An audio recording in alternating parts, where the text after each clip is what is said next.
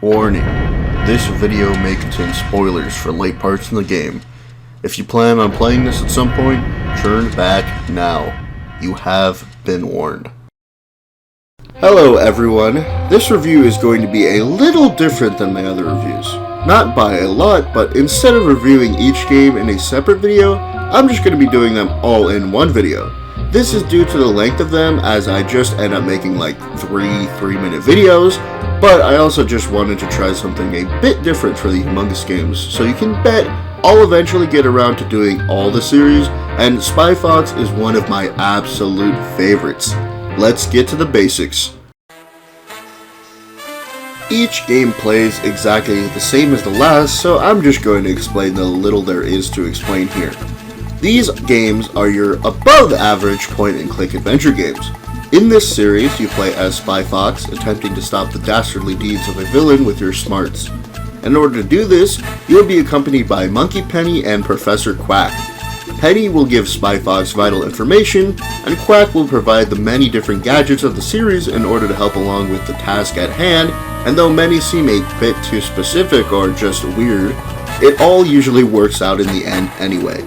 In all three games, I believe you can play some nice side extra arcade games on the watch you use to save the game, but it's more of a fun side thing, and with that, I will mention that if you click around, wild and weird things will usually happen. This really has no bearing on the plot or anything, and doesn't provide you with anything, but if you have ADHD and just click everything on a screen, you can absolutely go wild with these games. The games run on puzzles that are fairly easy to solve for the most part, using the gadgets that Professor Quack allows you to take from his spy vending machine, and though you aren't able to take all of the gadgets at once, you can easily come back. One tip, if you don't want to see the cutscenes over and over again when trying to travel back and forth, you can usually hit the space button to skip seeing Spy Fox walk everywhere. Speed things up a bit, especially if you've played the game multiple times like me. Now, mentioning playing the games multiple times, I will tell you that after either the first time you boot up the games on CD or through ScumVM, which is a legal emulator for many classic CD-ROM games that were made with the Scum engine, you will end up playing through the normal route of the games, and after that, I don't really know how many routes there are, but there are at least 2, and that goes for the entire Humongous Entertainment library after the first Pajama Sam game. The first game is pretty innocent, as Spy Fox is introduced as a, you guessed it, spy. He learns that a villain named Kid, a billy goat, has taken Howard Hugh Heifer Utterly III, a sentient cow, who is one of the leading dairy businessmen. I only mention sentient cow because of a bit later. After Spy Fox arrives on the Greek island of Acidophilus, he locates Howard and frees him from a saw-like trap. Howard reveals to Fox that Kid's actual nefarious plan is to capture the world's dairy cows, which for some reason aren't sentient, to farm milk from them in order to create a giant dairy weapon that will be used to cause mayhem. After this, his intentions are to frame the cows of the world in order to replace dairy milk with goat milk. Eventually, Spy Fox is able to enter a luxury ship that is currently having a party where he meets Russian Blue, a cat who works with Kid. Fox gets there to accidentally mention the location of Kid's hideout, with Fox immediately infiltrating it and nearly catching Kid, who gets away in a blimp. This, in fact, is not the end though, as Fox is able to give chase, eventually jumping into the blimp and flying Kid directly into jail. While this may be my least favorite game in the Spy Fox series, that doesn't mean it isn't fun, because I had a lot of it. I feel that this is an incredible introduction into the world of Spy Fox, getting used to the types of characters you'll be meeting throughout the series, some even being kind of important reoccurring characters. I also got heavily invested in the Go Fish minigame when I was a kid, fully intentioning to bankrupt the big boy of his trinkets, though I now know this is sadly impossible. The jokes in this game are pretty dang great as well, with some hefty cynicism that I didn't get until I was an adult. Like Pajama Sam, I hold these games to a different standard than most, so I don't really have cons for these games. This game has Spy Fox face off against the dastardly Napoleon LaRoche, who held a grudge on the entire world since he was a kid due to being denied entry at the World's Fair because he was too short, leading to being laughed at. His plan involves the turnstile moved for each person that enters the fair, as the turnstile has been hooked into and winding the centerpiece of the fair's gears, a giant evil dog bot. Once the millionth customer moves through the turnstile, the giant evil dogbot's gears will be sufficiently winded, moving from its spot and crushing the world under its feet, which, as you can tell, is a pretty dang messed up plan for getting made fun of once when you were little. Though I guess from experience, some of that does still stick with a person. Nevertheless, Spy Fox is able to infiltrate the World's Fair, and through wit, as well as knowing where to be at the right time, Fox is able to deactivate the giant evil dogbot before the millionth customer is able to come through.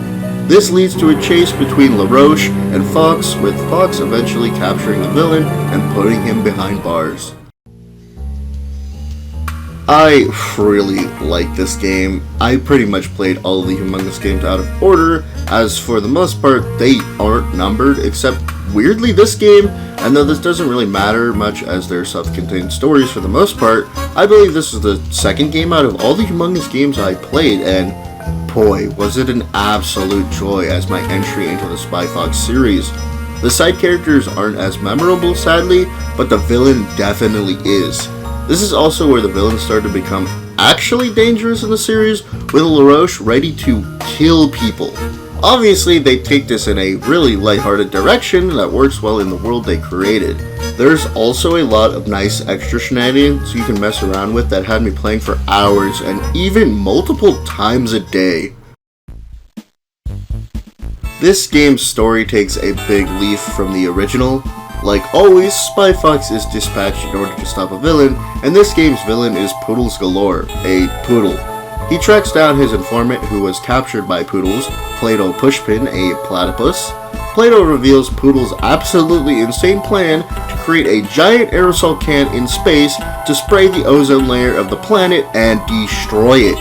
Her reasoning for this is that her cosmetic company makes SPF 2001 sunscreen, which would be the only way for people to combat the pure heat of the sun, which would in turn make her rich. It's a nearsighted plan, but hey, this is a kid's cartoony game.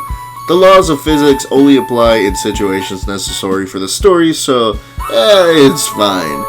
Plato offers to create a pill that will disarm the space spray can, and Fox brings all the ingredients necessary before reaching the spray can in space, where he uses the pill, destroying Poodle's plan, but not before she makes her getaway to her moon base, Fox following close behind. She creates a force field so the Spy Corps would be unable to take her in, but Fox ends up figuring out how to shut it off, allowing the Spy Corps to capture Poodles once and for all, with Spy Fox ending the series with a trophy and saying that he'll be taking a vacation. And vacation he did. Like I said in my top 10 video, this is my all-time favorite out of the entire Humongous library. Like Pajama Sam 3, the story of this game is so absolutely bonkers that you can't really help but like this absurdity, especially with it all culminating in a chase to capture an evil poodle on the moon. I think the setting for this game, Some Assembly Required, and Pajama Sam 3 are some of the best to me, but the intense variation of this game really puts it over the hill, with having to bowl in a bowling alley, then on the complete other end of the spectrum, having to go to a temple deep in the swampy jungles of Chickle Pichu. For me, this game also has some of the best side characters that help keep the game entertaining all the way through. If you couldn't tell from me just basically gushing about this series, I love these games. I know they're meant for kids, but they're just some simple-minded fun, and I think a lot of people can have a blast from playing these games, as they hold up incredibly well today for just being kids games. The only thing that is a bit jarring is the fact that there were actually American and British voice actors for the characters, and I was wholly not ready to hear Spy Fox speak in a different voice than I remembered as a kid in Dry Cereal, though it's not that bad.